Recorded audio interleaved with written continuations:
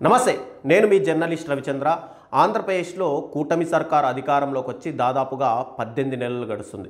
ఈ 18 నెలల కాలంలో ఒక్కసారి ప్రభుత్వం ఏం చేసిందా అని మనం వెనక్కి వెళ్తే కనుక ఇక్కడ జగన్మోహన్ రెడ్డి గారు అత్యంత ప్రతిష్టాత్మకంగా మధ్యతరగతి దిగువ తరగతి వ్యక్తులు మెడికల్ కోర్సులు చేయాలనే ఉద్దేశంతో 17 ప్రభుత్వ మెడికల్ కాలేజీలను తెస్తే ఆ మెడికల్ కాలేజీని పబ్లిక్ ప్రైవేట్ పార్ట్నర్షిప్ అనే విధంగా వాటన్నిటిని కూడా ప్రైవేటీకరణ చేయడం మెయిన్గా కూటమి ప్రభుత్వం చేస్తుంది. తర్వాత తమకు అనుకూలమైనటువంటి కొన్ని సంస్థలకు ఆర్గనైజేషన్ల కోసము దాదాపుగా ప్రతి ఎకరం కూడా 99 పైసలకే కట్టబెడుతూ ప్రభుత్వం వాళ్ళకు అనుకూలంగా వ్యవహరిస్తుంది. మరోవైపు ఇప్పుడు ఆ ప్రకృతి రమణీయ ఒడిలో ఆహ్లాదకరంగా ఉండేటువంటి కృష్ణమ్మ పాదాలు అంటే కృష్ణమ్మ చుట్టూ కృష్ణమ్మ ఉండి మధ్యలో ఒక ఐలాండ్ ఉంటుంది. ఇది దుర్గమ్మ యొక్క అంటే విజయవాడ దుర్గాదేవి యొక్క కనిచూపు మేరలో ఈ ఐలాండ్ అయితే ఉంటుంది. ఈ ఐలాండ్ పైన ఇప్పుడు కూటమి ప్రభుత్వం యొక్క ముఖ్యంగా కన్నుబడిందనే చెప్పుకోవాలి. ఈ ఐలాండ్ ఏంటంటే ఇది భవానీ ఐలాండ్. ఈ భవానీ ఐలాండ్ ఇక్కడ విజయవాడ దుర్గమ్మ గుడికి అత్యంత సమీపంలో మెయిన్గా అయితే ఉంటుంది. ఇది టోటల్గా 230 ఎకరాల విస్తీర్ణం ఉన్నటువంటి ఒక ఐలాండ్.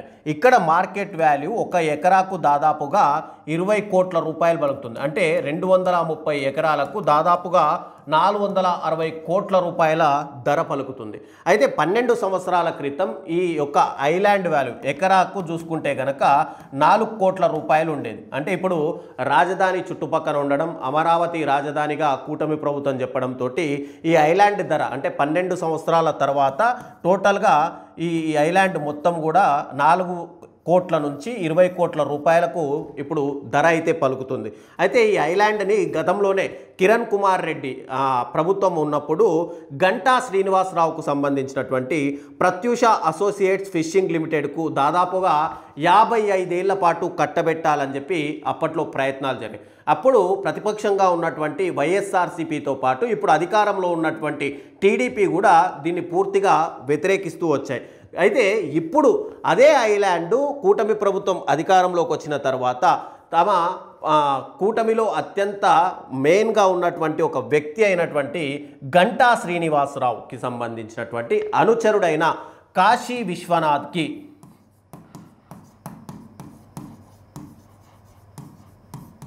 విశ్వనాథ్ అనే వ్యక్తికి సంబంధించినటువంటి Vishwanath sports and convention private limited, Vishwanath avenues India private limited అనే కంపెనీకి అడ్వెంచర్ థ్రిల్ సిటీ అనే ఒక పేరుతోటి దశల వారీగా అంటే ఇప్పటికే 10 ఎకరాలకు సంబంధించినటువంటి దీన్ని కట్టబెట్టాలని, అది కూడా 10 ఎకరాలు ఎప్పటి వరకు అంటే దాదాపుగా 99 ఏళ్ల పాటు ఈ 10 ఎకరాలని కట్టబెట్టడానికి ప్రభుత్వం అనేది ఒక జీవో విడుదల చేసింది. ఈ జీవో గురించి మనం ఒక్కసారి చూస్తే మనం ఇక్కడ స్క్రీన్ పైన చూసుకోవచ్చు. ఈ జీవో అనేది 13/11/2025 రోజు ఈ జీవో అయితే రిలీజ్ చేశారు.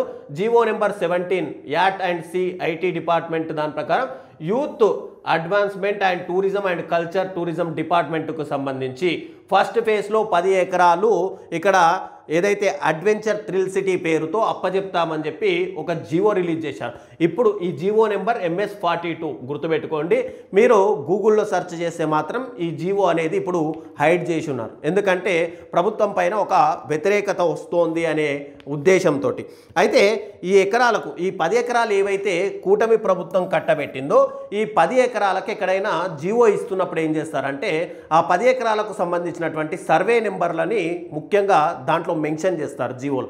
కానీ ఈ జీవోలో ఎక్కడా కూడా ఈ 10 ఎకరాలకు సంబంధించి మెన్షన్ చేయకపోవడం ఇక్కడ మనం గమనించాలి. అంటే 10 ఎకరాలు ఇస్తున్నామన్నారు, ఆ 10 ఎకరాలు ఎక్కడిస్తారు, ఇక్కడిస్తారా అనే దాని మీద అసలు జీవో లేదు. తర్వాత దాంట్లో మేము పొందుపరుస్తామన్నట్టుగా మెయిన్గా ఈ కూటమి ప్రభుత్వం అయితే చెప్తుంది. అయితే ఈ 230 ఎకరాలు మనం ఏదైతే మాట్లాడుకున్నామో ఈ భవానీ ఐలాండ్కి సంబంధించి 230 ఎకరాల్లో మనం ఒకసారి నోటిఫై చేస్తే దాంట్లో 30 ఎకరాల్లో ఇక్కడ Bhavani island and tourism development corporation అనేది కొన్ని యాక్టివిటీస్ నిర్వహిస్తుంది. అంటే పిల్లల కోసం అక్కడ వచ్చినటువంటి టూరిస్టుల కోసము ఇక్కడ బోట్ రైడింగ్ అనో లేదంటే అడ్వెంచర్ థ్రిల్స్ అనో కొన్ని యాక్టివిటీస్ నిర్వహిస్తూ వచ్చింది. ఇక్కడ ఇందులోనే మళ్ళీ మనము ఏపీటీడీసీకి సంబంధించినటువంటి 45 గదులు కాటేజీలు కూడా ఉన్నాయి. ఇక్కడ 45 గదులు ఉన్నాయి. ఈ 45 గదుల్లో అక్కడ వచ్చినటువంటి టూరిస్టులు అంటే ఈ సిటీ కల్చర్కి చాలా దూరంగా ఉందాం, కొన్ని రోజులు ప్రశాంతంగా గడుపుదామని చెప్పి, లేదంటే ఫ్యామిలీతో స్పెండ్ చేద్దాం ఒక 2 రోజులు అని చెప్పి ఇక్కడికి వస్తున్న వాళ్ళు చాలామంది కూడా ఈ క్యాటేజెస్, ఈ రూమ్స్ బుక్ చేసుకొని అక్కడ రాత్రి స్పెండ్ చేయడం, లేదంటే ఫైర్ క్యాంపులు ఏర్పాటు చేయడం, అక్కడ యాక్టివిటీస్లో పాల్గొనడం, ఇవన్నిటికీ కూడా ఈ 45 రూముల్ని ఇక్కడ కేటాయించారు. అయితే ఇప్పుడు ప్రభుత్వం ఏం చేస్తుందంటే ఈ 45 రూముల్ని కూడా ఇక్కడ మెయిన్గా అంటే ఇప్పుడు 10 ఎకరాలు ఇక్కడ ఆల్రెడీ గంటా శ్రీనివాసరావు అనుచరుడైనటువంటి కాశీ విశ్వనాథ్కి అప్పచెప్పారు. ఈ 10 ఎకరాలతో పాటు రాబోయే రోజుల్లో 10 ఎందుకంటే ఒకేసారి 230 ఎకరాలు కనుక కట్ట చెప్తే అటు విశ్వనాథ్కి కనుక ఇస్తే రేపు మళ్ళీ ప్రతిపక్షాల నుంచి ఏదైనా ఆరోపణలు వచ్చే అవకాశం ఉన్నాయి, ప్రజలు వ్యతిరేకించే అవకాశాలు ఉన్నాయి. ఎందుకంటే ఇక్కడ కనుక ఇది ప్రైవేట్ ప్రాపర్టీ అయిపోతుంది ఒక్కసారి కనుక వేరే వాళ్ళకి అప్పచెప్తే. అప్పుడు సామాన్య పబ్లిక్ అక్కడికి వెళ్ళాలంటే ప్రైవేట్ ప్రాపర్టీలోకి ఎంట్రీ ఉండదు. ఒకవేళ ఎంట్రీ అవ్వాలన్నా ఖచ్చితంగా ఏదో ఒక ఫీజు నిర్ణయిస్తారు. కాబట్టి దానికి వెళ్లకుండా ఇప్పుడు మెయిన్గా 10 ఎకరాలు అలా టోటల్గా 230 ఎకరాలని కూడా 99 సంవత్సరాల పాటు అప్పటికి ఎవడుంటారు, ఎవరు పోతారు? ఈ 99 ఎకరాలకు కూడా ప్రభుత్వం కట్టబెట్టాలని చెప్పి ప్రయత్నాలు అయితే చేస్తుంది. అయితే ఇప్పుడు గతంలో వైఎస్ఆర్సీపీ ప్రభుత్వం అధికారంలో ఉన్నప్పుడు అంటే 2019 నుంచి 2024 మధ్య కాలంలో రాజధాని ప్రాంతం ఏదైతే అమరావతి ఉందో దానికి ప్రత్యేక ఆకర్షణగా నిలవాలని చెప్పి ఇక్కడ పర్యాటకుల ద్వారానే మెయిన్గా ఈ ప్రాంతం అభివృద్ధి చెందుతుందని చెప్పి అక్కడ కొన్ని మౌలిక సదుపాయాలను ఏర్పాటు చేసి దాని ఒక పర్యాటక కేంద్రంగా ఇక్కడ వైఎస్ఆర్సీపీ ప్రభుత్వం అధికారంలో ఉన్నప్పుడు ఇక్కడ నిర్మించింది. దీనన్నింటినీ కూడా ఏర్పాట్లు చేసింది.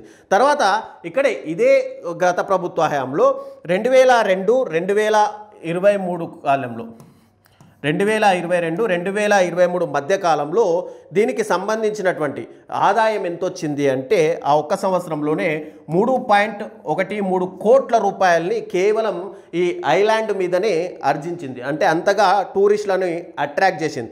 తర్వాత 2023, 2024 మధ్య కాలంలో దాదాపుగా 4 కోట్ల రూపాయలు అంటే ఇక్కడ 3.3 నుంచి 4 కోట్ల రూపాయలు ఆదాయం ఆర్జించింది. కానీ ఇక్కడే గత ప్రభుత్వం ఏం చేసిందంటే దుర్గాగుడి సమీపం నుంచి దుర్గాగుడి నుంచి భవానీ ద్వీపానికి ఒక రోప్వే నిర్మించాలి అని చెప్పి అప్పట్లో ఆదేశాలు కూడా జారీ చేసింది. కానీ కూటమి ప్రభుత్వం అధికారంలోకి వచ్చిన తర్వాత గత ప్రభుత్వం జారీ చేసినటువంటి ఆదేశాలు కాబట్టి వాటిని తిరస్కరిస్తూ వచ్చింది. అయితే ఇక్కడ మెయిన్గా కృష్ణానదిలో ఉన్నటువంటి అన్ని ద్వీపాలు అంటే గుంటూరు దగ్గర, అమరావతి దగ్గరలో కొన్ని చిన్న చిన్న ద్వీపాలు ఉన్నాయి. అలా ఇక్కడ భవానీ ఐలాండ్, దీని పక్కనే మళ్ళీ చిన్న చిన్న ద్వీపాలు ఇవన్నీ కూడా ఉన్నాయి. అయితే ఓన్లీ భవానీ ద్వీపమే 230 ఎకరాలు అయితే ఈ చుట్టుపక్కల అన్ని ఎకరాలు కలుపుకుంటే దాదాపుగా 4000 ఎకరాల పైన ఉంటుంది అని చెప్పి ఒక అంచనా అయితే ఉంది. ఈ 4000 ఎకరాలని కూడా రాబోయే రోజుల్లో కూటమి ప్రభుత్వం ఖచ్చితంగా ఇచ్చే అవకాశాలు ఉన్నాయి.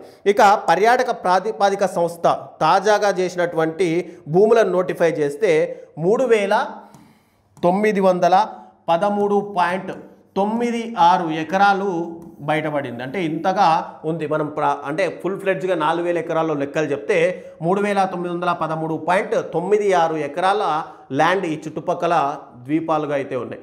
వీటిని ప్రభుత్వం ఇమ్మీడియట్గా ఆక్యుపై చేసేసుకొని మళ్ళీ వేరే ప్రభుత్వం వచ్చేలోపే తమకు సంబంధించినటువంటి అనుచరులకు మంత్రివర్గ క్యాబినెట్ ఆమోదం తెలపాలి, రాత్రికి రాత్రి ఇచ్చేసి 99 సంవత్సరాలకు లీజ్ ఉంటే ఎవరు అడిగే అవకాశాలు ఉండవు అని చెప్పి ప్రభుత్వం ఆలోచిస్తుంది. దానికి సంబంధించినటువంటి ఈ జీవోనే 13/11/2025 ఈ నెలనే ఈ జీవో అయితే తీసుకొచ్చారు. ఈ జీవో ప్రకారం మనం చూస్తే కనుక మొదటగా 10 ఎకరాలు మనం చూడొచ్చు. ఒక్కసారి మీరు చూడొచ్చు. Vishwanath sports and convention private limited and Mrs Vishwanath avenue India private limited for development and adventure thrill city in Bhavani island at Undavalli village, Tadepalli mandal, Guntur district అని చెప్పి మనకు జీవో కూడా రిలీజ్ చేశారు. కాబట్టి ప్రభుత్వము ఇమ్మీడియట్గా ఈ ప్రైవేట్ అంటే పబ్లిక్కి సంబంధించినటువంటి టూరిస్ట్ ప్లేసులు కానీ, ప్రభుత్వానికి సంబంధించినటువంటి పార్కులు కానీ, ప్రభుత్వానికి సంబంధించినటువంటి ల్యాండ్లు కానీ తమకు అనుకూలమైనటువంటి వ్యక్తులకు దారాదత్తం చేసే ప్రక్రియ అయితే ఇప్పుడు రాష్ట్రంలో కొనసాగుతుంది.